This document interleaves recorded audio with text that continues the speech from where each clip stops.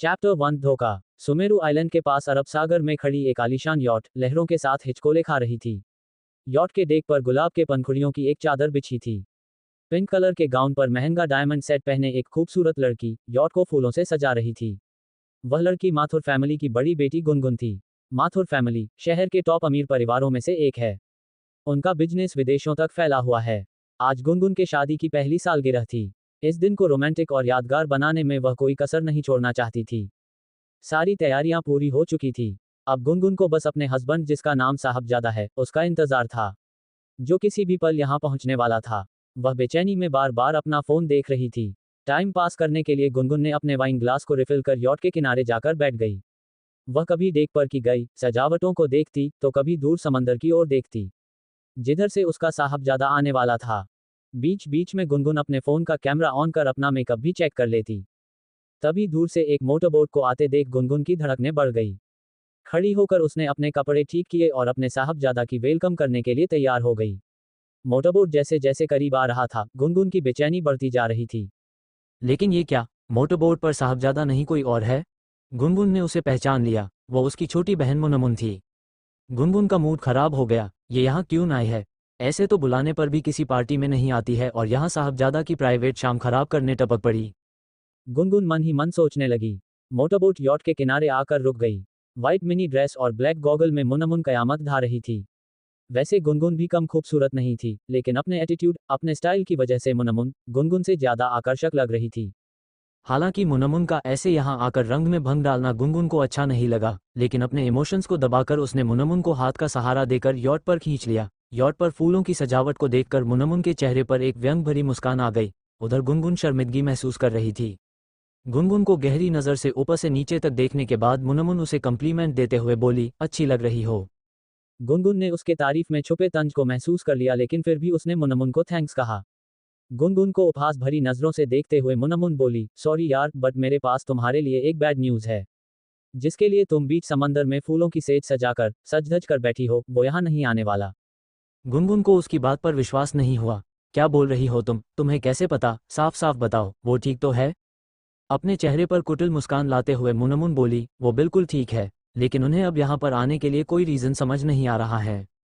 उन्हें रीज़न की क्या ज़रूरत है? मैं उनकी वाइफ हूँ और ये हमारी पहली एनिवर्सरी है, फिर वो क्यों नहीं आएगा? बेचैन होते हुए गुनगुन ने पूछा। अरे बताती हूँ, इतनी जल्दी क्या है? मेरे पास तुम्हारे लिए और भी कई सरप्राइजेस हैं, सब बताती हूँ। पहले गेस्ट को कुछ खिलाओ पिलाओ, बिन बुलाए तुम्हारी पार्टी में आ गई तो क्या वाइन भी ऑफर नहीं करोगी? मुनमुन ने ताना मारते हुए कहा। गुनगुन ने ग्लास में वाइन निकालकर मुनमुन की तरफ बढ़ा दिया। मुनमुन आराम आराम से वाइन का सिप ले रही थी और उधर गुनगुन की बेचैनी बढ़ती जा रही थी। उसने अपने फोन से साहबजादा को फोन लगाया पर कोई जवाब नहीं मिला। जब गुनगुन को और बर्दाश्त नहीं हुआ तो उसने बेचैन होकर पूछा, प्लीज बताओ ना, क्या हुआ है? गुनगुन की बेचैनी देखकर मुनमुन के चेहरे पर वही कुटिल मुस्कान आ गई। जैसे गुनगुन की बेताबी देखकर उसे मजा आ रहा था। गुनगुन को कुछ देर और यूं ही तड़पाने के बाद मुनमुन ने अपने पर्स से एक एनवेल्प निकालकर उसकी तरफ बढ़ा दिया। गुनगुन ने जब एनवेल्प खोला तब उसे अपनी आंखों पर विश्वास नहीं हुआ। गुस्से और घबराहट से उसका चेहरा लाल हो गया। एनवेल्प में उसके हस्बैंड साहबजादा का साइन किया हुआ डिवोर्स पेपर था। गुस्से में पेपर को मुनमुन की तरफ फेंकते हुए गुनगुन बोली, ये क्या बेहुदा मजाक है, और आज मेरे शादी की सालगिरह के दिन ऐसा मजाक? देखो, मुझे ऐसा प्रैंक बिल्कुल पसंद नहीं। साहबजादा भी यहीं कहीं छुपा है ना, प्लीज बुलाओ उसे। साहबजादा, साहबजादा। गुनगुन अपने हस्बैंड को आवाज देते हुए यॉट के चारों तरफ देखने लगी। वहां कोई नहीं था। बदहवास गुनगुन ने साहबजादा को कई बार कॉल किया, लेकिन साहबजादा ने उसके कॉल का जवाब नहीं दिया। वह वापस मुनमुन के पास जाकर रिक्वेस्ट करते हुए बोली, प्लीज अब ये मजाक बंद करो। साहबजादा कहाँ है, प्लीज बुलाओ उसे। मुनमुन अपना लहजा कड़ा करते हुए बोली, होश में आओ गुनगुन, ये मजाक नहीं हकीकत है और तुम इसे जितना जल्दी एक्सेप्ट कर लो तुम्हारे लिए उतना अच्छा होगा। साहबजादा यहाँ नहीं आने वाला, वह अब तुम्हारे साथ नहीं रहना चाहता। गुनगुन ने उसकी बात काटते हुए कहा, लेकिन क्यों नहीं रहना चाहता वह मेरे साथ? सुबह तक था, हमने साथ खाना खाया था, और अब ऐसा क्या हो गया? गुनगुन की आवाज़ कांप रही थी। उसने मुनमुन के जवाब का इंतजार किए बिना साहबजादा को फिर से फ़ोन लगाया। इस बार भी साहबजादा ने उसके कॉल का जवाब नहीं दिया। गुनगुन साहबजादा को अर्जेंट कॉल करने का मैसेज करने लगी। बेचैनी और घबराहट की वजह से उसके हाथ कांप रहे थे। इसके पहले कि गुनगुन मैसेज सेंड कर पाती, मुनमुन उसके हाथ से फ़ोन छीनते हुए बोली, अरे बच्ची हो क्या? समझने की कोशिश करो, वह तुमसे बात नहीं करना चाहता है। गुनगुन बिफरते हुए पूछती है, मुझसे बात नहीं करना चाहता, मेरे साथ रहना नहीं चाहता, लेकिन क्यों? ऐसा क्या हुआ? क्योंकि साहबजादा की लाइफ में कोई और आ गया है, उसके साथ वो बहुत खुश है और अपनी बाकी जिंदगी उसके साथ बिताना चाहता है। ये सुनकर गुनगुन के शरीर में लाखों वोल्ट के कट का झटका लगा। पिछले कुछ महीनों से साहबजादा उसके साथ रूखा रूखा सा बिहेव कर रहा था। गुनगुन ने उसके बिहेवियर को काम का प्रेशर समझकर इग्नोर कर दिया था। तो क्या साहबजादा सचमुच उसे अपनी जिंदगी से बाहर निकाल देना चाहता है? ये सोचकर उसकी आंखों के सामने अंधेरा छा गया। उसके सोचने समझने की शक्ति ने जवाब दे दिया। जैसे तैसे अपनी बची हुई शक्ति समेटकर वह मुनमुन से बोली, वह खुद मुझसे बात क्यों नहीं करता? उसने तुम्हें क्यों भेजा यहाँ? और तुम ये सब कैसे जानती हो? गुनगुन के सवालों को सुनकर मुनमुन के चेहरे पर वही कुटिल मुस्कान फिर से आ गई। गुनगुन के हालात की कोई परवाह किए बिना सख्त लहजे में मुनमुन बोली, वह खुद नहीं आया क्योंकि उसे तुम्हारा नेचर पता है। उसे पता था कि तुम ये रोना धोना ड्रामेबाजी जरूर करोगी, और वह तुम्हारे इस ड्रामे को और नहीं झेल सकता। मैं ये सब जानती हूँ क्योंकि साहबजादा अपनी बाकी की जिंदगी जिसके साथ गुजारना चाहता है वह लड़की मैं हूँ, वह तुमसे नहीं मुझसे प्यार करता है। मुनमुन की इस बात से गुनगुन सन रह गई। नीचे पड़ी गुलाब की कोमल पंखुड़ियां उसके पैरों में कांटों की तरह चुभ रहे थे। उसने सपने में भी नहीं सोचा था कि उसकी सगी बहन उसके साथ ऐसा धोखा करेगी। मुनमुन बचपन से ही जिद्दी स्वभाव की थी। जो चीज एक बार उसे पसंद आ जाती वह उसकी हो जाती, और बड़ी बहन होने के नाते गुनगुन ने हमेशा से सेक्रीफाइस किया था। उसे क्या पता था कि बचपन में उसके खिलौने छीनने वाली उसकी बहन एक दिन उसका हस्बैंड छीन लेगी। लेकिन इस बार गुनगुन इतनी आसानी से उसे अपना संसार उजाड़ने नहीं देगी।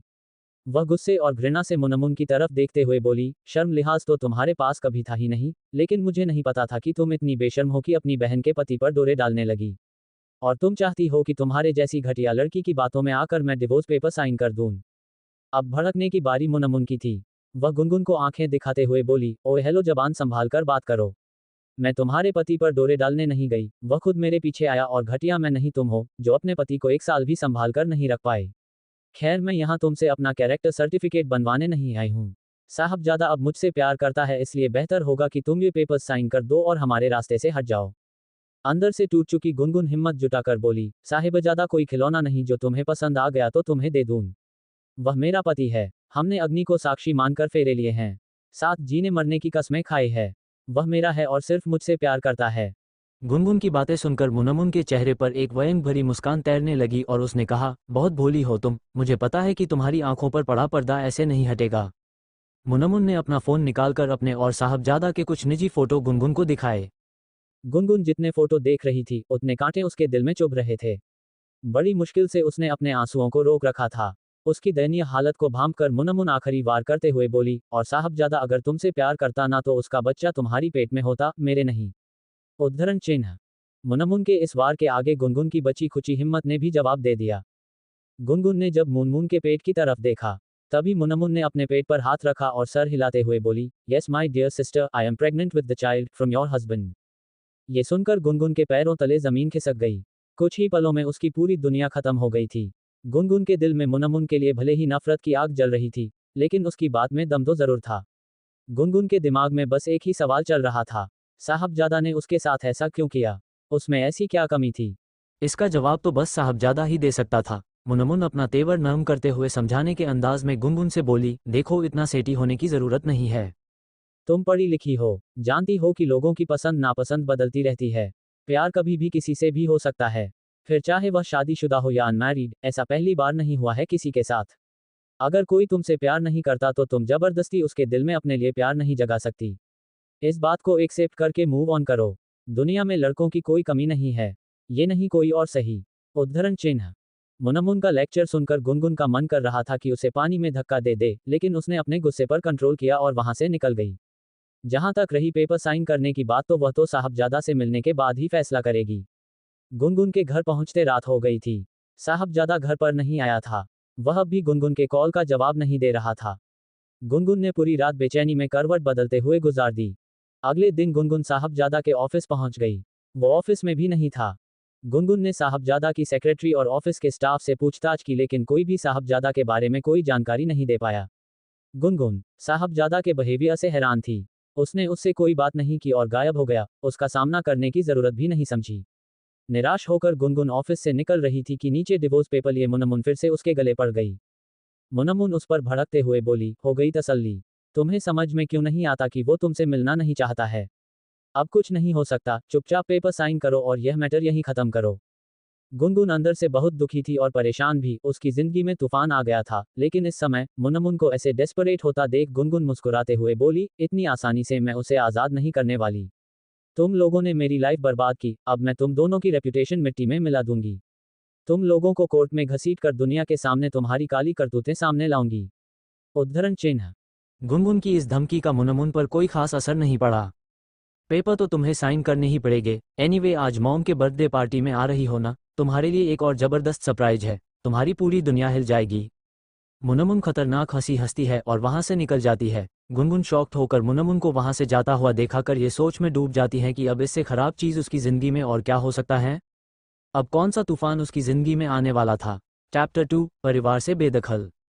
बीती शाम जो गुनगुन के साथ हुआ वो उसने कभी सपने में भी नहीं सोचा था। कल से उसकी रो रो कर आंखें लाल हो चुकी थी और उनके आंसू सूख कर चिपक चुके थे। वो कल से ही अपने कमरे से बाहर नहीं निकली थी और ना ही उसने किसी और से बात की थी। अपने बिस्तर पर लेटे लेटे उसे अपनी और साहबजादा की पहली मुलाकात याद आई। गुनगुन गुड़गांव के हुड्डा कॉन्क्लेव में इवेंट मैनेज कर रही थी और हजारों की भीड़ ने एक आवाज में चिल्लाना शुरू किया। साहबजादा सफ़ेद सूट में अपनी दर्जनों की सिक्योरिटी के साथ आता है और स्टेज पर बैठकर बात शुरू कर देता है। जब इवेंट खत्म होती है तब गुनगुन साहबजादा से मिलकर कहती है, सर आपको मैं हमारी ऑन स्टेज टीम से मिलवाना चाहूंगी। साहबजादा एक नज़र गुनगुन को ऊपर से नीचे तक देखते रहता है और अगले ही पल पूछते हैं, तुम्हारा नाम क्या है? What's your name miss? Gungun Mathur. Gungun हिचकिचाहट के साथ जवाब देती है, ठीक है गुनगुन, मैं तुम्हारी बैक स्टेज टीम से मिलना चाहूंगा। ऑन स्टेज को तो सब देख ही रहे हैं, बैक स्टेज वालों को कोई नहीं भाव देता है, एक हंसी के साथ साहबजादा ने कहा और वो चलने के लिए आगे बढ़े। तभी गुनगुन अपने ख्याल से बाहर आई कि कैसे कोई इतना रईस और फेमस होने के बाद भी इतना डाउन टू अर्थ हो सकता है। उस वक्त गुनगुन उसकी सादगी पर फिदा हो गई थी। उसके बाद साहबजादा ने जाने से पहले गुनगुन से अकेले में मिलने की ख्वाहिश रखी थी, जिसे वो मना नहीं कर पाई थी। यहाँ से उनके रिश्ते की शुरुआत हुई थी। इससे पहले कि वो कुछ और सोचती उसका फ़ोन बजा। उस पर लिखा था, प्रगति। गुनगुन की सबसे करीबी दोस्त, जो उसे अब 50वीं बार फ़ोन लगा रही थी। गुनगुन ने फ़ोन उठाया और सामने से आवाज़ आई, हेलो, कहाँ है तू? कितनी बार कॉल करा तुझे, फ़ोन क्यों नहीं उठा रही थी? गुनगुन ने एक सेकंड कुछ सोचा और कहा, फ़ोन में इशू है, किसी की भी कॉल अटेंड नहीं हो रही है। हाँ तो उसे ठीक करवा ले, और सुन, मैं आज तेरी मॉम की बर्थडे पार्टी में ना थोड़ा लेट आऊँगी, प्रगति ने कहा। हाँ ठीक है, वैसे मुझे माँ के लिए कोई गिफ्ट सजेस्ट करोगी तुम? मैं डिसाइड नहीं कर पा रही हूँ। तुम अपनी माँ को क्या गिफ्ट कर सकती हो? उनके पास सब कुछ है, अगर कुछ देना ही है तो तुम उन्हें योगा क्लासेस की मेंबरशिप दे दो, इस एज में उनकी हेल्थ के लिए सही रहेगा। गुनगुन कुछ सोचते हुए बोली, ठीक है मैं देखती हूँ, चल रात को पार्टी में मिलते हैं। गुनगुन ने फ़ोन रख दिया। उसने कल से कुछ खाया नहीं था, उसका मन भी नहीं कर रहा था, लेकिन भूख तो भूख होती है, उसे थोड़े पता होता है कि आप किस हालत से गुजर रहे हो। वैसे भी खाना छोड़ देने से सब कुछ ठीक तो नहीं हो जाता। यही सब सोचते सोचते गुनगुन किचन में गई। मेड खाना बनाकर चली गई थी। उसने प्लेट में थोड़ा खाना निकाला और डाइनिंग टेबल पर बैठकर खाने लगी। खाते खाते फिर से उन्हीं ख्यालों में खो गई। उसका खाना अभी खत्म भी नहीं हुआ था कि तभी डोर बेल बजने की आवाज़ आए। गुनगुन को लगा कि शायद साहबजादा आया है, इसलिए उसने भागते हुए जाकर दरवाज़ा खोला, लेकिन दरवाजे पर साहबजादा नहीं, उसकी सेक्रेटरी और मैनेजर खड़े थे। सेक्रेटरी गुनगुन को एक पेपर देते हुए बोली, आई एम सॉरी मैडम, ये कोर्ट नोटिस है। बॉस ने आपको 2 दिनों के अंदर यह घर खाली करने को कहा है। अगर आपने 2 दिनों में घर खाली नहीं किया तो हमें पुलिस बुलानी पड़ेगी। गुनगुन की आंखों में आंसू उतर आए थे। वो अपने आंसुओं को छुपाते हुए बोली, ठीक है, लेकिन पहले मुझे अपने बॉस से बात कराओ। कहाँ है वो और मुझसे खुद बात क्यों नहीं करता? सॉरी मैडम, बट हमें कोई आइडिया नहीं है कि वह कहाँ है। उनका फ़ोन नॉट रीचेबल है। मॉर्निंग में मुझे उनका मेल आया था कि आपको नोटिस दे दूं, सो मैं उनका ऑर्डर फॉलो कर रही हूँ। गुनगुन गुस्से में बोली, जाकर बता दो उसे, जब तक वह खुद मुझसे बात नहीं करेगा मैं ये घर खाली नहीं करने वाली। मैं भी देखती हूँ कौन निकालता है मुझे यहाँ से। कहते हुए गुनगुन ने उस नोटिस को फाड़कर उनके ऊपर फेंक दिया। गुस्से में दरवाजे को जोर से बंद करके गुनगुन सोफे पर गिरकर जोर जोर से रोने लगती है। पिछले 2 दिनों में उसके साथ जो कुछ हुआ था, ये सोचकर उसके आंसू नहीं थम रहे थे। 2 दिनों में उसकी किस्मत ने ऐसी पलटी मारी थी कि वह आसमान से सीधा जमीन पर आ गई थी। रोते रोते उसकी आंख लग गई। रोते हुए उसे कब नींद आ गई उसे पता ही नहीं चला। जब उसकी आंख खुली तब शाम के 7 बजे बज चुके थे। जल्दी जल्दी फ्रेश होकर वह तैयार होने लगी। उसका बिल्कुल मन नहीं था कुछ अच्छा पहनने का या पार्टी में जाने का, लेकिन मॉम की खुशी के लिए उसने खुद को तैयार कर लिया। वह मॉम के लिए कोई गिफ्ट नहीं ले पाई थी, लेकिन उसे भरोसा था उसकी हालत देखकर मॉम समझ जाएगी। भारी मन से गुनगुन होटल के लिए निकली, जहां उसकी मॉम की बर्थडे पार्टी होने वाली थी। गुनगुन की यही खासियत थी, वो अपनी जिंदगी में कितनी भी मुश्किलों से गुजर रही हो पर कभी भी अपने परिवार और करीबियों को तकलीफ नहीं देती, चाहे खुद कितना भी सहन कर लेती। होटल वाओ, शहर का 5 स्टार होटल था। गुनगुन ने जब बैंक्वेट हॉल को देखा तो वो फूलों से सजा हुआ था। एक विदेशी ऑर्केस्ट्रा लाइव मेलोडी प्ले कर रहा था। पार्टी में शहर के तमाम अमीर लोग शामिल थे जिनके स्टेटस का अंदाजा उनकी बीवियों के महंगे ज्वेलरी को देखकर आसानी से लगाया जा सकता था। कोट और टाई पहने वेटर घूम घूम कर सबको कॉकटेल सर्व कर रहे थे। गुनगुन ऐसी पार्टियों की आदी थी, लेकिन आज यहाँ उसका दम घुट रहा था। गुनगुन ने नजरें घुमा कर देखा, उसे मुनमुन कहीं नजर नहीं आए। इसका मतलब था कि मुनमुन अभी नहीं आई थी। जैसे तैसे खुद को संभालते हुए गुनगुन अपने मॉम डैड के पास गई, जो पार्टी में आए लोगों का वेलकम कर रहे थे। गुनगुन की मॉम ने एक महंगी ड्रेस पहन रखी थी। उन्हें देखकर यह अंदाजा लगाना मुश्किल था कि वह 2 लड़कियों की माँ है। गुनगुन ने माँ के गले लगकर उन्हें हैप्पी बर्थडे विश किया। मॉम के गले लगते ही गुनगुन की आंखें भर आई। वो कुछ देर ऐसे ही रहना चाहती थी, लेकिन एक गेस्ट मॉम को विश करने आ गया। मॉम गुनगुन को हटाकर उस गेस्ट से बातें करने लगी। गुनगुन को ये बात बहुत बुरी लगी। उसकी ऐसी हालत देखकर भी उसकी मॉम को बिल्कुल अंदाजा नहीं हुआ कि वह किस तूफान से गुजर रही है। माँ तो बिना कुछ कहे अपने बच्चों के दर्द को महसूस कर लेती है ना, तो फिर उसकी माँ को पता नहीं चला। शायद लोगों की वजह से माँ ने उससे कुछ कहा नहीं। ये सारी बातें गुनगुन के दिमाग में चल रही थी, लेकिन जब उससे और सहन नहीं हुआ तो कुछ देर में गुनगुन अपने मॉम डैड से बोली, मॉम डैड, मुझे आपसे कुछ इंपॉर्टेंट बात करनी है। अभी देख रही हो यहाँ पर कितने बड़े बड़े लोग आए हैं, इनसे ज़्यादा इंपॉर्टेंट और क्या हो सकता है। जो भी बात करनी है पार्टी खत्म होने के बाद करना। प्लीज़ मॉम, आपको पता नहीं मैं कैसी सिचुएशन से गुजर रही हूँ। मेरी लाइफ बर्बाद हो रही है मॉम, मैं बिल्कुल अकेली पड़ चुकी हूँ। अगर आप भी मेरी नहीं सुनोगे तो कौन सुनेगा। गुनगुन की आंखों में आंसू आ गए। उसके आंसुओं को देखकर उसकी मॉम हैरान हो गई और सिचुएशन को डिफ्यूज करने के लिए बोली, ठीक है, अब इस पार्टी में सीन क्रिएट मत करो, जो भी कहना है जल्दी से कहो। गुनगुन के पीछे पीछे मॉम डैड हॉल से अटैच्ड कमरे में चले गए। गुनगुन ने अपने पेरेंट्स को कल से अब तक की पूरी घटना ब्रीफ में बताई। जो रिएक्शन गुनगुन एक्सपेक्ट कर रही थी वो नहीं मिला। उसके होश तब उड़ गए जब उसे पता चला कि मॉम डैड को ये बात पहले से पता थी। गुनगुन बिफरते हुए बोली, आप लोगों को सब पता था, फिर आप लोगों ने मेरे साथ ऐसा होने कैसे दिया, बताइए मॉम। हम लोग क्या कर सकते थे, दिल पर किसी का जोर थोड़े ही चलता है। मुनमुन तुमसे खूबसूरत है, अट्रैक्टिव है। अब साहबजादा मुनमुन को लाइक करने लगा, इसमें मुनमुन की क्या गलती और साहबजादा की भी क्या गलती है। वो कहते हैं ना, लव इज ब्लाइंड। वैसे गलती तुम्हारी है, तुम अपने हस्बैंड को कंट्रोल में नहीं रख पाई। वो अब तुम्हारे साथ नहीं, मुनमुन के साथ रहना चाहता है। इसमें हम क्या कर सकते हैं, इसलिए भूल जाओ उसे और मूव ऑन करो। इसी में माथुर फैमिली की भलाई है। गुनगुन को यकीन नहीं हो रहा था कि उसके पेरेंट्स उसके साथ ऐसी बातें कर रहे थे। ये सब क्या हो रहा था उसके साथ। क्या वो इस दुनिया में अकेली थी? क्या उसके साथ कोई नहीं था? क्या उसे समझने वाला कोई नहीं था? उसने बेबस नज़रों से डैड की तरफ देखा। उसके डैड ने उसे समझाते हुए कहा, देखो गुनगुन, तुम जानती हो कि मुनमुन कितनी जिद्दी है और साहबजादा भी एडल्ट है, कोई बच्चा नहीं कि हम उसे फोर्सफुली तुम्हारे साथ रहने को कहें। उन दोनों ने डिसाइड कर लिया है तो हम क्या ही कर सकते हैं। ऊपर से you know she is pregnant, so हम सब की खुशियों के लिए तुम्हें ये सैक्रिफाइस करना होगा। तुम समझदार हो, we hope that you will understand. गुनगुन की आंखों से आंसुओं की धारा बह निकली थी। वह रुधे गले से बोली, हाँ मैं समझदार हूँ, इसलिए बचपन से लेकर आज तक मुझे ही सैक्रिफाइस करना पड़ा है, लेकिन इस बार मैं इतनी आसानी से गिव अप नहीं करूंगी। मेरी लाइफ बर्बाद करने वालों की लाइफ को मैं हेल बना दूंगी। मैंने डिसाइड कर लिया है कि मैं कोर्ट जाऊंगी। मॉम जोर से चिल्लाते हुए बोली, गुनगुन अपनी लिमिट में रहो। तुमने अगर हमारी फैमिली का नाम खराब करने की कोशिश की तो हम तुम्हें अपनी फैमिली और प्रॉपर्टी से एक्सपेल कर देंगे। साहबजादा ने तो तुम्हें पहले ही घर से निकाल दिया है, फिर सड़कों पर भीख मांगती फिरोगी। गुनगुन को अपने कानों पर भरोसा नहीं हुआ। तकदीर उसे एक के ऊपर एक जख्म दिए जा रही थी। उसके पेरेंट्स भी उसका साथ देने की जगह उसे घर से निकाल देने की बात कर रहे थे। वह खुद को संभालते हुए बोली, आप लोगों ने हमेशा उसकी साइड ही ली है, गलती उसकी रहती थी, डांट मैंने खाई है। कभी कभी तो लगता है कि मुनमुन आपकी सगी बेटी है और मुझे आप लोग रोड से उठाकर लाए हैं।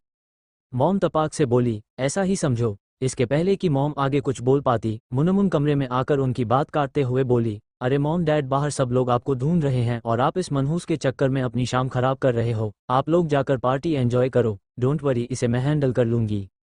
मॉम डैड के कमरे के बाहर जाने के बाद मुनमुन नफरत भरी नज़र से गुनगुन को देखते हुए बोलती है, मैं लास्ट टाइम कह रही हूँ, पेपर साइन कर दो और हमारे रास्ते से हट जाओ, नहीं तो तुम्हारे साथ जो होगा उसके लिए रिस्पॉन्सिबल सिर्फ तुम होगी।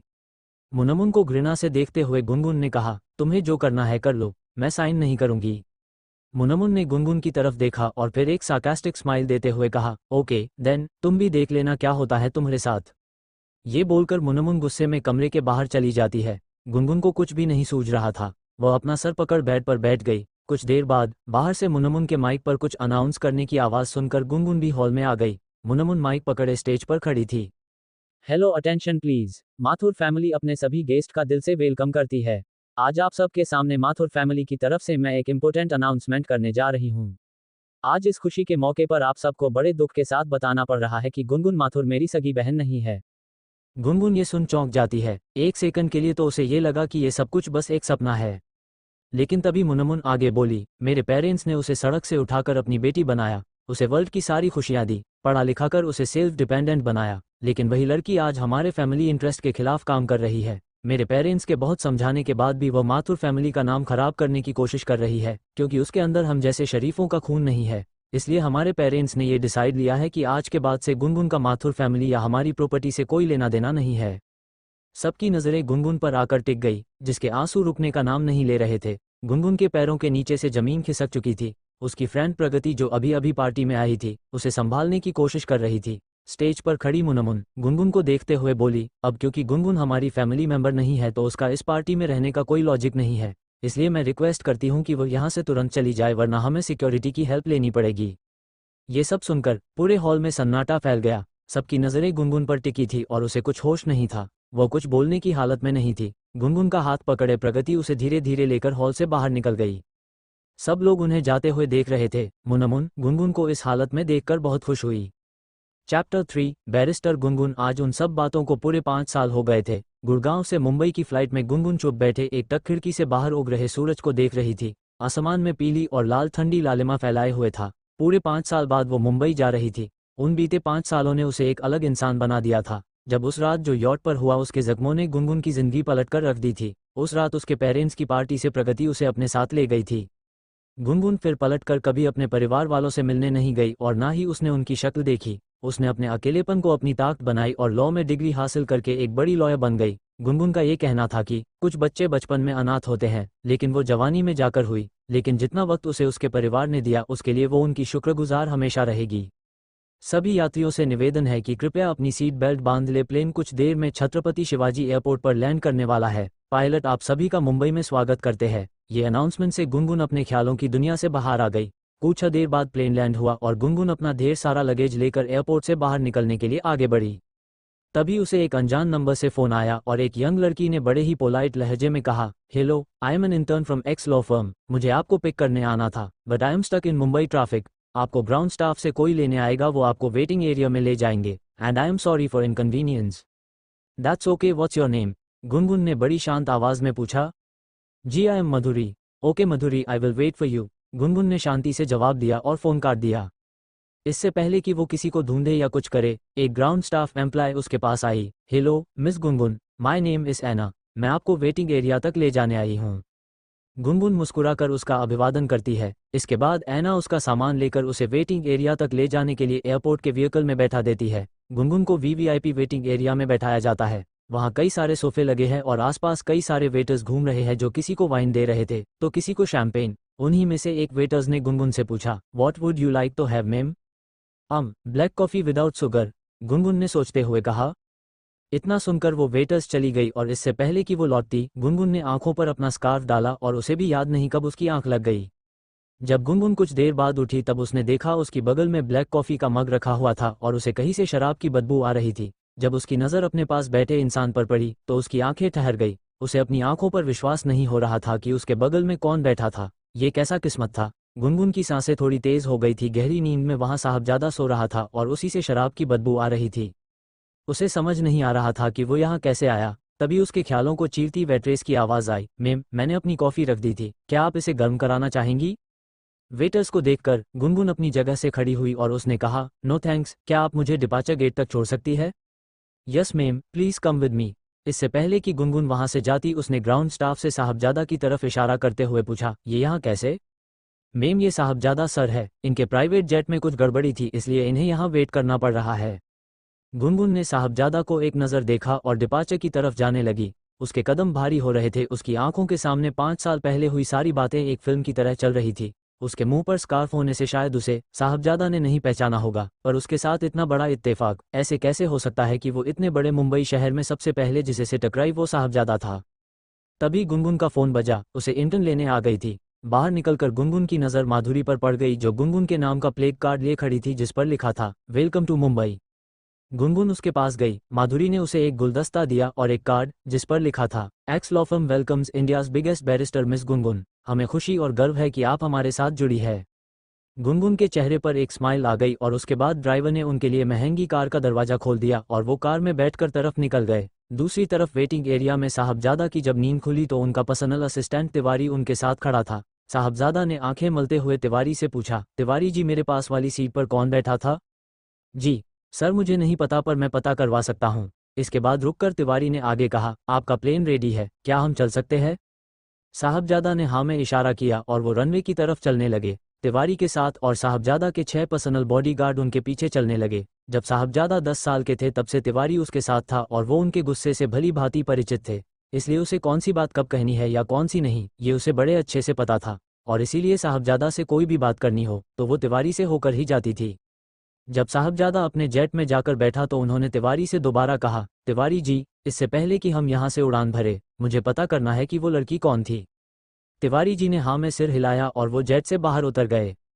इसके बाद वो एयरपोर्ट की एक गाड़ी से स्टाफ से बात करने के लिए रवाना हो गए। साहबजादा प्लेन में अब उनका इंतजार कर रहे थे। वहीं गुनगुन की कार एक्स लॉ फर्म के सामने आकर रुकी। बीकेसी में एक बड़ी इमारत थी जिसका नाम ही एक्स लॉ बिल्डिंग था। गुनगुन जब अपनी कार से उतरी तो उसका स्वागत करने लॉ फर्म के मालिक धीरेन्द्र मिश्रा खुद आए हुए थे। धीरेन्द्र मिश्रा दिखने में गोरे, कद में छोटे थे। उनके सफ़ेद चमकते बाल उनकी पर्सोनलिटी को रोबदार बना रही थी। आपका स्वागत है एम्स गुनगुन। गुनगुन ने स्माइल के साथ उनसे हाथ मिलाया और इसके बाद मिश्रा आगे बोले, माफ़ी चाहूँगा आपको सीधे ऑफिस आना पड़ा, मैं आपका ज़्यादा वक्त नहीं लूँगा। आपको जल्दी से एक ऑफिस टूर करवाना है, इसके बाद ड्राइवर आपको घर छोड़ देगा। सर इसमें माफ़ी की क्या बात है, आप मुझसे सीनियर है, आपको जैसा ठीक लगे। वैसे भी मुझे सबसे ज़्यादा आराम काम से ही मिलता है, काम नहीं करूँ तो मुझे अच्छा नहीं लगता, गुनगुन ने स्माइल करते हुए कहा। मिश्रा जी, गुनगुन और करीब 3 असिस्टेंट बिल्डिंग की लिफ्ट में घुसे और मिश्रा जी ने कहा, कल सुबह ही हमारी एक बड़े क्लाइंट के साथ मीटिंग है, इसलिए मैं आज आपको ऑफिस दिखाना चाहता था। गुनगुन ने इंटरेस्ट दिखाते हुए पूछा, किस कंपनी के साथ मीटिंग है? उसके डॉक्यूमेंट आपको माधुरी दे देगी। मिश्रा ने माधुरी की तरफ इशारा करते हुए कहा, जिस पर माधुरी ने भी हाँ में सिर हिला दिया। एक्स लॉ फर्म 8 फ्लोर की इमारत थी। जब मिश्रा 8वें फ्लोर पर गए तब गुनगुन की नज़र एक बड़े से रूम पर गई जिसकी खिड़की से दूर दूर तक समुंदर नजर आ रहा था। मिश्रा जी ने जब गुनगुन को देखा तो वो बोले, गुनगुन ये तुम्हारा ऑफिस है, आओ तुम्हें दिखाता हूँ। मिश्रा, माधुरी और गुनगुन कमरे में घुसे। पूरा कमरा किताबों से भरा हुआ था और उस कमरे में जैस्मिन की खुशबू महक रही थी। जैस्मिन की खुशबू? गुनगुन ने सवाल करते हुए पूछा। गुनगुन, आप नहीं जानती कि आपको इस लॉ फर्म का पार्ट बनाने के लिए हमें कितने पापड़ बेलने पड़े हैं, इसलिए अब जब आपने 10 फर्म्स में से हमारे फर्म को चुना है तो हमारी भी जिम्मेवारी है कि आपकी हर पसंद और नापसंद का ध्यान रखे। गुनगुन ने मुस्कुराते हुए वहां रखे नीले रंग के समुद्री शेल को हाथ लगाया जो उसे पसंद थे। वो मन में सोचने लगी कि सचमुच एक्स लॉ फर्म ने उसके बारे में कई सारी जानकारी इकट्ठा कर रखी है। उसके पसंदीदा खुशबू से लेकर शेल, किताबें, फ्लावर्स, इंडो प्लांट्स, सब कुछ गुनगुन की पसंद का था। Thank you so much Mishra ji, मैं इन सरप्राइज से बेहद खुश हूँ। इसके बाद माधुरी ने गुनगुन को डॉक्यूमेंट्स दिए। कुछ पल के लिए गुनगुन खिड़की से समुंदर को देखने में गुम हो गई। तभी मिश्रा जी ने कहा, आप थक गई होगी। गुनगुन अपनी सोच से बाहर आई और उसने कहा, आई एम सो सॉरी, ये ऑफिस बहुत ब्यूटीफुल है, थैंक यू सो मच। कुछ समय बातें करने के बाद गुनगुन अपने घर के लिए निकल गई। गुनगुन मुंबई में प्रगति के घर पर रुकी थी। प्रगति उसका बहुत देर से इंतजार कर रही थी। घर पहुंचते ही गुनगुन ने उसे लॉ फर्म में मिले सरप्राइज के बारे में बताया। क्या बात है गुनगुन मैडम, इतने सरप्राइज और इतनी वैल्यू तो मुझे अपनी पूरी लाइफ में नहीं मिली, प्रगति ने हंसते हुए कहा। गुनगुन ने सोफे पर गिरते हुए कहा, ये तो कुछ नहीं, असली सरप्राइज तो मुझे एयरपोर्ट के वेटिंग एरिया में मिला। जब मैं सोकर उठी तो मेरी बगल वाली कुर्सी पर साहबजादा बैठा हुआ था। प्रगति की आंखें खुली की खुली रह गई और कुछ देर तो वो कुछ बोली नहीं और फिर उसने कहा, क्या कहा उसने, बदतमीजी तो नहीं करी?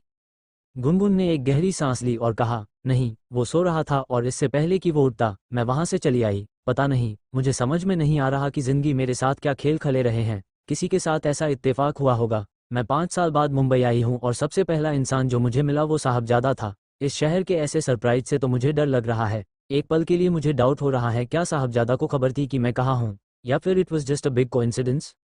ये भी तो हो सकता है कि तुमने उसे नहीं देखा पर उसने तुम्हें देख लिया हो और तुम्हारे पास आकर सो गया। नहीं, मैंने अपने मुंह पर स्कार्फ लगा रखा था, मुझे आग की हवा से छींकें आती है, गुनगुन कहकर प्रगति के घर में घूमने लगी। उसका घर अमेजिंग और यूनिक चीज़ों की कलेक्शन से भरा हुआ था। वहां पर कई सारी अजीब अजीब चीजें रखी हुई थी, जैसे पुराने डब्बे, सिक्के, बड़े बड़े पुरानी फिल्मों के पोस्टर। जब गुनगुन उसके कमरे की तरफ बढ़ी तब उसने देखा कि वहां लोहे से मोल्डर्ड हिरन, खरगोश और मोर बने थे। इन्हें देखते हुए गुनगुन ने कहा, प्रगति तुम्हारा घर घर नहीं एक छोटा म्यूजियम है। इतनी सारी चीजें कहाँ से लाती हो?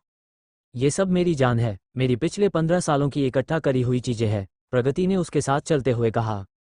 एक छोटा सा पत्थर उठाकर दिखाते हुए बोली, ये डायनासोर के एक्सिस्टेंस के पहले का स्टोन है, इसे मैंने अपनी यूरोप की ट्रिप पर खरीदा था। गुनगुन ने उसे छुआ और कहा, कितना अच्छा लगता है इसे छूना, एक भाव दौड़ जाता है आपके अंदर जो आपके अस्तित्व की गाथा सुनाता हो। प्रगति के चेहरे पर हंसी आ गई और उसने कहा, कुछ लोग ऐसे भी मिल जाते हैं जो आपको आपके बीते हुए दर्दों की याद दिला देते हैं। उसका इशारा साहबजादा से था। गुनगुन ने उसकी तरफ देखा और बिना किसी भाव के कहा, मुझे फर्क नहीं पड़ता अब साहबजादा से, मैं उस दौर से अकेले निकली हूं और अब जब मैं कुछ बन गई हूं तो मुझे अकेले ही रहना है। वहीं एयरपोर्ट पर तिवारी जी जेट में वापस लौटे और साहबजादा को आकार उन्होंने बताया। साहबजादा उस सीट पर जो लेडी थी उनकी बुकिंग एक्स लॉ फर्म ने करवाई थी, इसलिए उनका नाम कहीं भी मेंशन नहीं है। अगर आप कहें तो मैं सीक्रेट टीम से पता करने के लिए कहता हूँ। साहबजादा ने कुछ देर सोचा और हाँ में सिर हिला दिया। सीक्रेट टीम साहबजादा की अपनी एक टीम थी जो उनके सारे सीक्रेट काम करती थी, जैसे किसी इंसान का पता लगाना, कंपनीज के सीक्रेट निकालना, दूसरी कंपनीज में अपने लोगों को बड़ी पोजीशन पर बिठाना आदि काम। सर, क्या आप पायलट को चलने के लिए कहूं? तिवारी ने पसीना पूछते हुए पूछा। नहीं, हम दिल्ली नहीं जा रहे हैं, कार बुलाओ और दिल्ली वाली मीटिंग कैंसिल करो, मुझे मुंबई में कल एक ज़रूरी काम है, साहबजादा ने अपनी सीट से खड़े होते हुए कहा।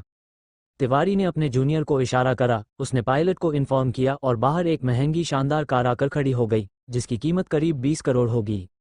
सिक्योरिटी ने दरवाज़ा खोला और साहबजादा कार में बैठ गए। तिवारी दूसरे दरवाजे से अंदर बैठे और कार निकल गई।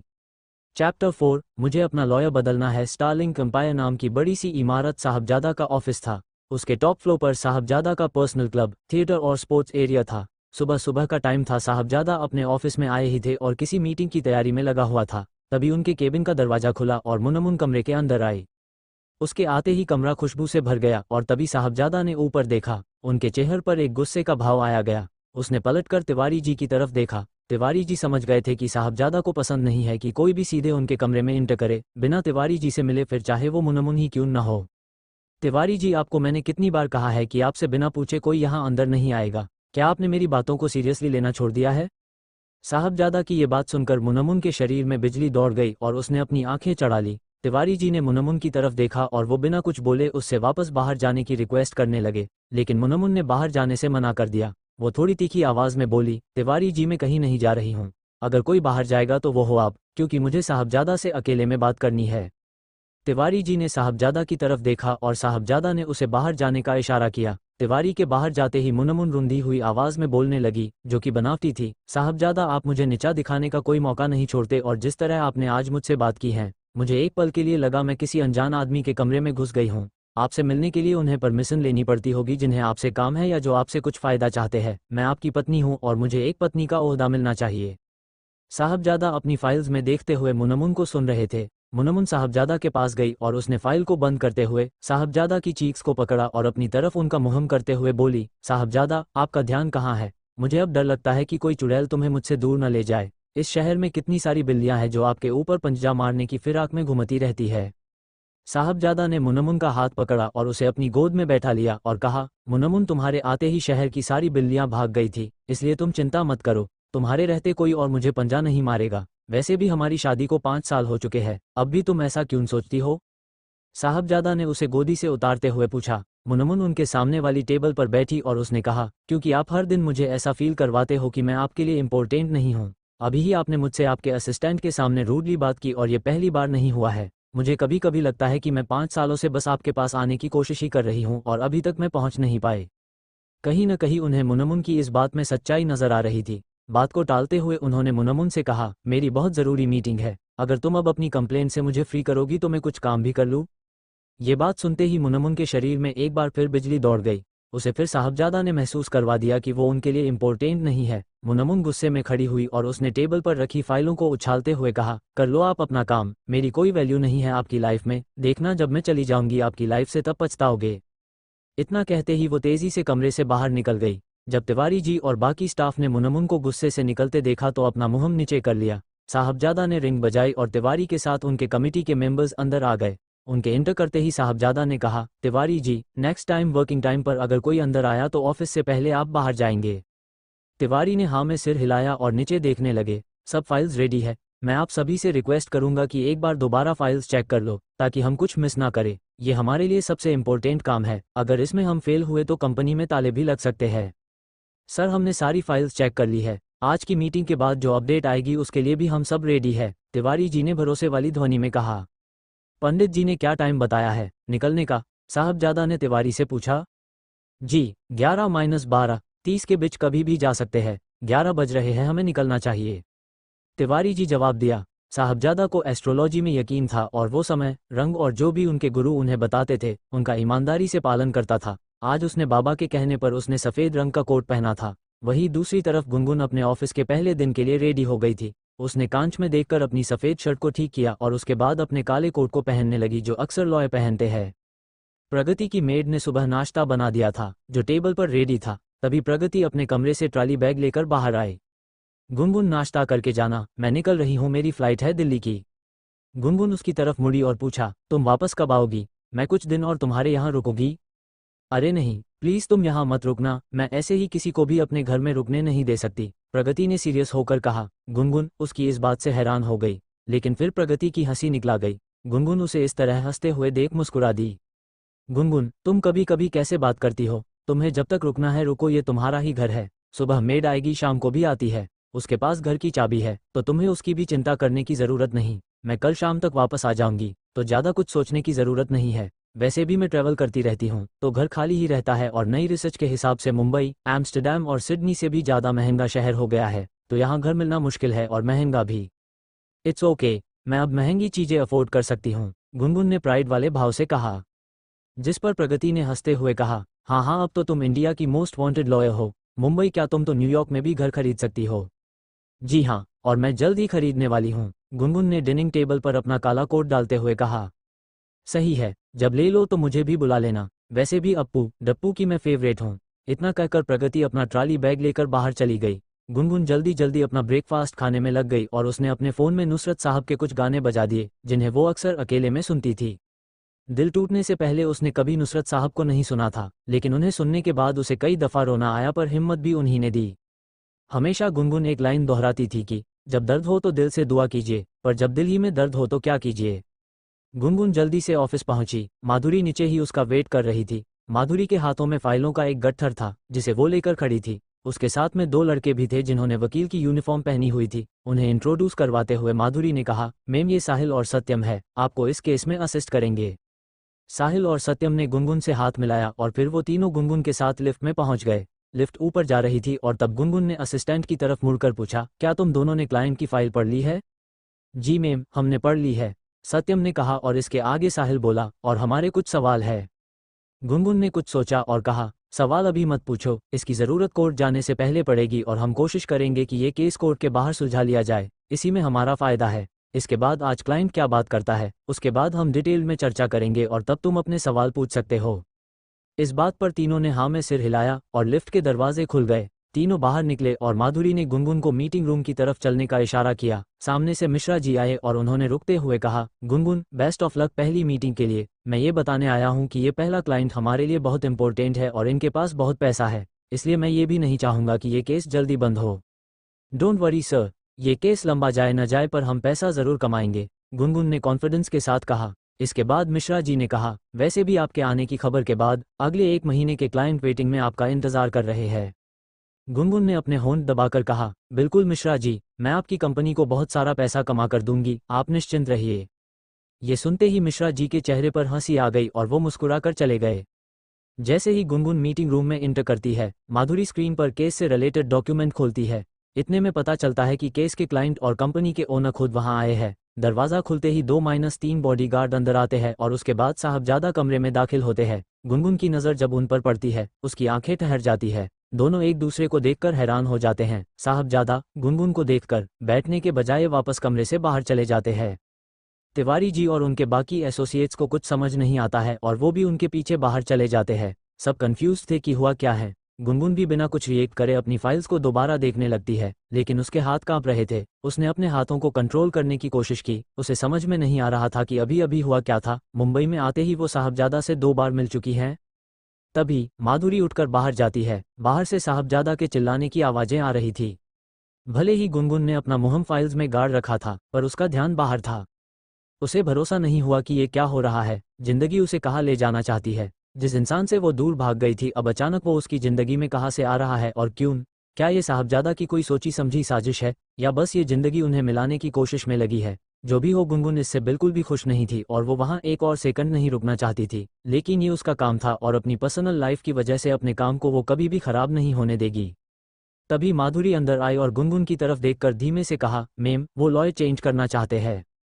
गुनगुन ने माधुरी की बात का कोई जवाब नहीं दिया और वो बस फाइल्स को देखती रहती है। वो मानो अटक सी गई हो। वही बाहर साहबजादा कॉरिडोर में गुस्से से इधर उधर घूमते हुए तिवारी जी से कहते हैं, तिवारी जी, आप कुछ भी करें पर इस लॉयर के साथ कोई भी बात नहीं होगी। मुझे नया लॉयर चाहिए, अभी इसी वक्त।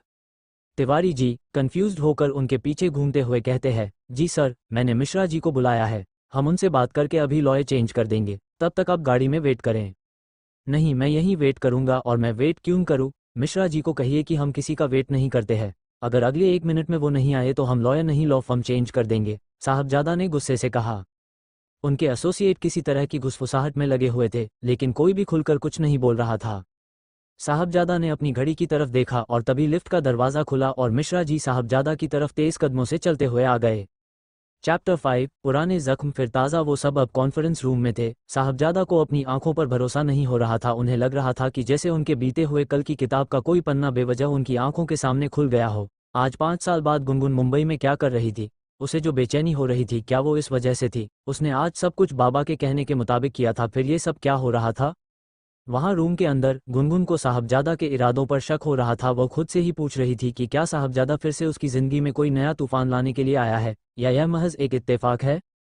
5 साल पहले साहबजादा का गुनगुन से कोई भी रिश्ता रहा हो, लेकिन आज साहबजादा उसके लिए सिर्फ और सिर्फ उसका एक क्लाइंट है। लेकिन साहबजादा के लिए गुनगुन सिर्फ एक लॉयर से कहीं ज्यादा कुछ थी। वो फिर से अपने अंदर उस दबी हुई चिंगारी को हवा नहीं देना चाहता था। साहबजादा ने अपने अंदर तूफान को संभालते हुए मिश्रा जी की तरफ देखा और गुस्से से कहा, आप कोई और लॉयर लेकर आए। तिवारी जी, मैं इसको अपना केस नहीं दे सकता। मिश्रा जी ने गुनगुन को खास इस केस के लिए बुलाया था। केस बहुत पेचीदा था और इसको हैंडल करने के लिए गुनगुन से काबिल कोई वकील मिश्रा जी को नजर भी नहीं आ रहा था। मिश्रा जी ने गुनगुन की तरफ देखा और कहा, गुनगुन, क्या तुम थोड़ी देर के लिए बाहर वेट कर सकती हो? मैं साहबजादा से अकेले में कुछ बात करना चाहता हूँ। गुनगुन ने मिश्रा जी के चेहरे पर अपनी नजरें टिकाते हुए कहा, ठीक है मिश्रा जी, जैसा आपको ठीक लगे।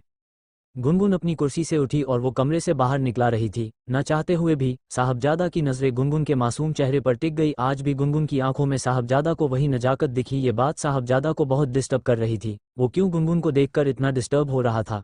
दूसरी तरफ गुनगुन बहुत ही काम और कंपोज दिखाई दे रही थी। उसने कमरे का दरवाजा खोला और कुछ ही पलों में साहबजादा की नजरों से दूर हो गई। मिश्रा जी ने अपनी बात को जारी रखते हुए कहा, देखिए साहबजादा जी, आप मुझे अपना वकील नहीं, दोस्त समझिए। मैं आपका बुरा नहीं चाहूंगा। साहबजादा ने गुस्से से अकड़ते हुए कहा, आपकी इन सब बातों का मुझ पर कोई असर नहीं होने वाला। मैं अपना फैसला बदलने वाला नहीं हूँ। क्या आपकी कंपनी में वकीलों की कमी है? मिश्रा जी ने नर्म लिहाज से कहा, नहीं, वकीलों की कमी नहीं है, लेकिन गुनगुन से ज्यादा काबिल वकील हमारे पास नहीं है। गुनगुन आज तक एक भी केस नहीं हारी है। साहबजादा ने मिश्रा जी पर तंज कसते हुए कहा, आप तो ऐसे कह रहे हैं जैसे गुनगुन वकील ना हो, कोई भगवान हो। मिश्रा जी ने भी साहबजादा को समझाते हुए कहा, आप ऐसा ही समझ लीजिए, गुनगुन इस देश की सबसे बड़ी वकील है और उसकी डेट्स के लिए क्लाइंट्स को 3-4 महीनों तक का इंतजार करना पड़ता है, लेकिन आप बहुत लकी है।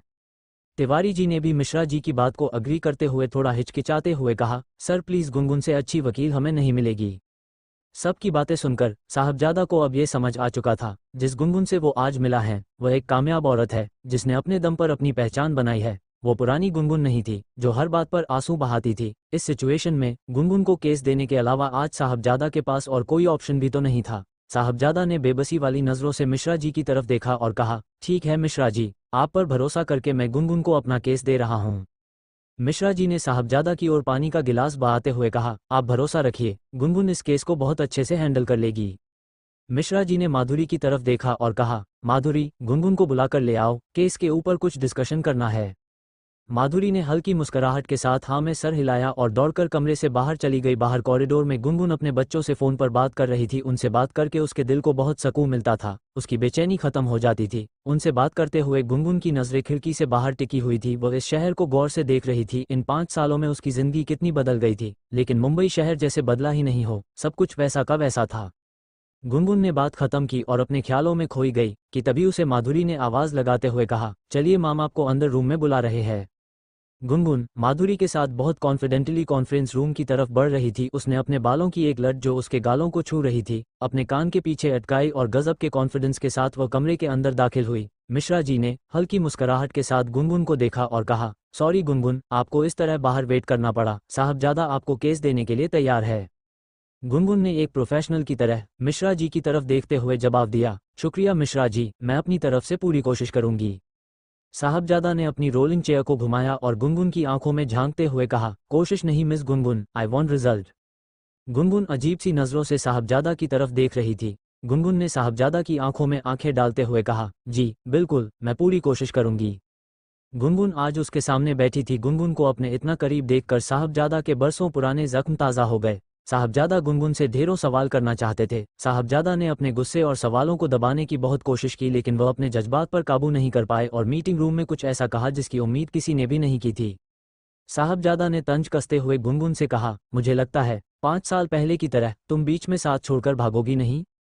गुनगुन ये सुनकर झेप गई। इस बात के बाद मीटिंग में सबकी निगाहें गुनगुन पर टिक गई। कॉन्फ्रेंस रूम में बैठे हर एक व्यक्ति की आंखों में कई सवाल तैर रहे थे, लेकिन साहबजादा और गुनगुन से कोई भी सवाल करने की हिम्मत वहां किसी में नहीं थी। साहबजादा के इस तंज से गुनगुन भी शॉक थी। उसने भरी मीटिंग में इस तरह के सवाल या तंज की अपेक्षा साहबजादा से नहीं की थी। गुनगुन ने खुद को संभालते हुए कहा, मेरी पर्सनल लाइफ को साइड में रखकर अगर केस पर रहे तो बेहतर होगा। गुनगुन के सधे हुए जवाब में साहबजादा और तिलमिला गया। उसने अपनी आंखें तरते हुए मिश्रा जी की तरफ देखा और कहा, मैं चेक करना चाहता था, जिसे इतनी बड़ी रिस्पॉन्सिबिलिटी दे रहा हूं, वह कहीं आधे रास्ते में धोखा ना दे जाए। वैसे भी इन 5 सालों में मेरी जिंदगी बहुत आगे बढ़ चुकी है। गुनगुन ने साहबजादा की तरफ एक सार्कास्टिक स्माइल से देखा और कहा, मुझे आपकी पर्सनल लाइफ में कोई इंटरेस्ट नहीं है, मैं यहाँ सिर्फ अपना काम करने आई हूँ। मैं एक वकील हूँ और अपनी जिम्मेदारी जानती हूँ। गुनगुन की आवाज़ में ठहराव था जिसे देखकर साहबजादा दंग था। गुनगुन एक प्रोफेशनल की तरह जवाब दे रही थी। बीते 5 सालों में गुनगुन को जिंदगी ने बहुत कुछ सिखा दिया था, लेकिन साहबजादा ने जैसे तय कर लिया था कि गुनगुन से आज अपने सारे सवालों का जवाब लेकर रहेगा। पूछना पड़ता है वकील साहिबा, आप ही की तरह मेरी बीबी मुझे 5 साल पहले छोड़कर चली गई थी। सोचा आपसे भी पूछ लूं, कहीं आप भी उसकी तरह तो नहीं। ये सुनकर गुनगुन हैरान थी। उसकी हिम्मत कैसे हुई कि वो उसे ब्लेम करे, किसने किसको छोड़ा था। लेकिन गुनगुन को पता था कि ये वक्त बीती बातें करने का नहीं है। वो अपने आप को बहुत मुश्किल से संभालते हुए बात कर रही थी। साहबजादा की तरह खुलकर बात करना उसके लिए आसान नहीं था। साहबजादा गुनगुन को हल्के में लेने की भूल कर रहा था, लेकिन गुनगुन ने बातों का जवाब देना सीख लिया था। उसने एक प्रोफेशनल लॉयर के लहजे में जवाब दिया, अभी मैं आपकी बीबी के बारे में नहीं, आपकी कंपनी के बारे में बात करने आई हूँ। आपको तो मालूम ही है कि आपकी कंपनी से पूरे 500 करोड़ गायब हुए हैं। मिश्रा जी ने साहबजादा की तरफ देखते हुए कहा, साहबजादा, गुनगुन एकदम ठीक कह रही है, यह वक्त बीती बातों को उखाड़ने का नहीं है। मिश्रा जी की बात सुनकर साहबजादा के चेहरे का रंग उड़ गया। वह एकदम से खुद को बेबस और लाचार महसूस कर रहे थे। गुनगुन ने फिर अपनी बात को केस से जोड़ते हुए कहा, मिस्टर साहबजादा, आपकी कंपनी का मनाना है ये 500 करोड़ गायब करने में दुबई की WX लिमिटेड का हाथ है। साहबजादा ने तैश में आकर फाइल को गुनगुन के सामने रखा और तेज आवाज में टेबल पर हाथ पटकते हुए कहा, हाँ, ये उन्हीं धोखेबाजों का काम है। ये धोखा उन्हें बहुत महंगा पड़ने वाला है। गुनगुन ने साहबजादा से अगला सवाल किया, क्या आप बता सकते हैं कंपनी ने ये काम कैसे किया होगा। साहबजादा ने बगले झांकते हुए कहा, उन्होंने हमारे कंप्यूटर को हैक किया और फिर सारा डाटा चुरा लिया और हम कुछ नहीं कर पाए। गुनगुन पूरे केस को समझ रही थी। साहबजादा जैसा चौकस आदमी ऐसी गलती कैसे कर सकता है। गुनगुन के दिमाग में ये सवाल रह रहकर घूम रहा था। गुनगुन जितना इस केस की तह तक जा रही थी, उसे केस और भी पेचीदा नजर आ रहा था। गुनगुन सारे पॉइंट्स को अपने दिमाग में अच्छे से बैठा रही थी और माधुरी केस से जुड़े सारे सवालों के जवाब अपनी डायरी में लिख रही थी। गुनगुन ने साहबजादा से इस केस से जुड़ा एक और सवाल पूछा, साहबजादा, आपके पास कंपनी के खिलाफ कोई सॉलिड एविडेंस या कोई गवाह है। गुनगुन केस की फाइल के पन्नों को पलट रही थी। उसे उम्मीद थी इन पन्नों में उसे कोई दबी हुई लीड मिल जाएगी। जी नहीं, अगर हमारे पास सबूत होते तो हम आपको क्यों हायर करते, साहबजादा ने गुनगुन की बात का जवाब देते हुए कहा। गुनगुन ने पन्नों के पलटते हुए साहबजादा की बात का जवाब दिया, अदालत सबूत मांगती है, वकील का काम है उन सबूतों को तर्क के साथ रखना। बिना सबूत के कोई भी वकील कुछ नहीं कर सकता। तिवारी जी ने उदासी भरी उत्सुकता से कहा, क्या आप भी कुछ नहीं कर सकती गुनगुन जी? इस सवाल के बाद मीटिंग रूम में एक सन्नाटा था। सब गुनगुन के जवाब का इंतजार कर रहे थे। साहबजादा की सांसें भी ऊपर नीचे हो रही थी। जिस कंपनी को खड़ा करने में उसने दिन रात एक कर दिए थे, क्या वो ताश के पत्तों की तरह ढह जाएगी? गुनगुन ने तिवारी जी को देखा और कहा, हम कोई ना कोई रास्ता जरूर निकालेंगे, इतनी आसानी से हार नहीं मानेंगे। गुनगुन वैसे भी हार मानने वालों में से नहीं थी। उसके इस जवाब के बाद सभी की उम्मीदें गुनगुन से बहुत बढ़ गई थी। मिश्रा जी ने घड़ी देखी तो लंच का टाइम हो गया था। मिश्रा जी ने मीटिंग को वही खत्म कर दिया। सभी कमरे से बाहर जाने के लिए खड़े हुए। साहबजादा ने गुनगुन की तरफ अपना हाथ बढ़ाया, लेकिन गुनगुन ने चुपचाप अपनी फाइल को उठाया और साहबजादा को इग्नोर करते हुए कमरे से बाहर निकल गई। ये बात साहबजादा को अच्छी नहीं लगी। वो गुस्से में ऑफिस बिल्डिंग से बाहर निकल गया। हाउ डेयर शी, उसके दिमाग में ये सब चल रहा था। वो चुपचाप तिवारी जी के साथ अपनी कार की तरफ आगे बढ़ा। चमचमाती सफेद कार का दरवाजा अभी तिवारी जी ने खोला ही था कि मिश्रा जी ने पीछे से आवाज लगाई। साहबजादा मिश्रा की ओर मुड़े और कहा, क्या बात है मिश्रा जी? मिश्रा जी साहिबजादा के साथ अपने प्रोफेशनल रिश्ते और मजबूत करना चाहते हैं। उन्होंने साहबजादा को रोकते हुए कहा, जी लंच का टाइम हो गया है, पास में ही एक अच्छा रेस्टोरेंट है, अगर चाहे तो हम वहां लंच पर चल सकते हैं। साहबजादा ने अपनी आंखों पर काला चश्मा चाहते हुए कहा, आज नहीं मिश्रा जी, आज जरा जल्दी में हूँ। तभी साहबजादा की नज़र गुनगुन पर पड़ी। एक हाथ में केस की फाइल लिए और दूसरे हाथ में वकील का कोट लिए वह अपनी कार की तरफ बढ़ रही थी। धूप में उसके रेशमी बाल चमक रहे थे और उसके गालों का रंग गुलाबी पड़ चुका था। साहबजादा उसे गौर से देख रहा था। पिछले 5 सालों का असर उसके चेहरे पर जरा भी नहीं दिख रहा था। साहबजादा को आज भी वह पहले वाली गुनगुन नजर आ रही थी। साहबजादा के कदम खुद ब खुद गुनगुन की तरफ बढ़े और वह धीरे धीरे गुनगुन की तरफ गए और गुनगुन से कहा, मुझे इस केस के सिलसिले में कुछ बात करनी है। गुनगुन ने भी उसकी तरफ देखते हुए कहा, ठीक है पूछिए। गुनगुन के बालों की एक लट बार बार उसकी आंखों में जा रही थी। गुनगुन के हाथ में बहुत सामान था, वह अपने चेहरे की उस लट को हटा नहीं सकती थी। जैसे ही साहबजादा ने गुनगुन के नजदीक जाने की कोशिश की, उसने अपने कदमों को पीछे ले लिया। साहबजादा उसकी ओर कदम बढ़ाए जा रहा था। साहबजादा ने गुनगुन के चेहरे से उस लट को हटाकर उसके कान के पीछे किया। साहबजादा के छूने से गुनगुन के पूरे शरीर में एक कट सा दौड़ गया। उसने अपने आप को संभालते हुए साहबजादा की तरफ देखा। वो दोनों एक दूसरे के सामने थे। दोनों एक दूसरे को देख रहे थे। कई सालों बाद किस्मत ने उन्हें फिर एक दूसरे के सामने खड़ा कर दिया है। उन्हें किसी की भी परवाह नहीं थी। वक्त जैसे थम सा गया था। तभी साहबजादा ने गुनगुन की तरफ देखते हुए कहा, यहाँ नहीं, आप मेरे साथ लंच पर चलिए, वहां पर आराम से केस पर बात हो सकेगी।